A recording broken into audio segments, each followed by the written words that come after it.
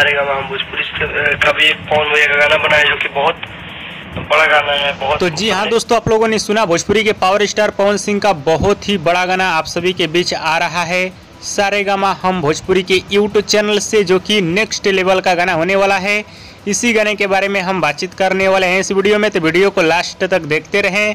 और जो लोग मेरे चैनल को भी तो सब्सक्राइब नहीं किए हैं वो लोग कर लें, क्योंकि हमारे चैनल पर भोजपुरी का हर खबर सबसे पहले आता है। तो सबसे पहले आप सभी को बता देना चाहता हूँ, भोजपुरी के पावर स्टार पवन सिंह के लगभग 10-12 एल्बम वीडियो गाने का शूटिंग पूरी तरह से कंप्लीट है और सब गाना अलग अलग फ्लेवर का होने वाला है, अलग अलग एक्ट्रेस के साथ आने वाला है और अलग अलग चैनल से आने वाला है। लेकिन हाल फिलहाल में जो चर्चा चल रहा है, बताया जा रहा है कि पवन सिंह का जो नेक्स्ट गाना आप सभी के बीच आने वाला है वो गाना आएगा ग्लोबल म्यूजिक जंक्शन के यूट्यूब चैनल से। और बताया भी जा रहा है कि ग्लोबल म्यूजिक जंक्शन वाले गाने को आप सभी के बीच 25 तारीख तक रिलीज कर दिया जाएगा। वहीं पवन सिंह के एक और गाने का 2-3 महीने से चर्चा चल रहा है। बताया जा रहा है कि पवन सिंह का सारेगामा हम भोजपुरी के यूट्यूब चैनल से बहुत ही बड़ा गाना आने वाला है, जो कि नेक्स्ट लेवल का गाना होने वाला है। और इस गाने में म्यूजिक कुछ अलग टाइप का होने वाला है, इसकी जानकारी दिए हैं प्रियांशु सिंह। और प्रियांशु सिंह ने बोला है कि इस गाने को आप सभी के बीच बहुत जल्द रिलीज किया जाएगा सारेगामा हम भोजपुरी के यूट्यूब चैनल से।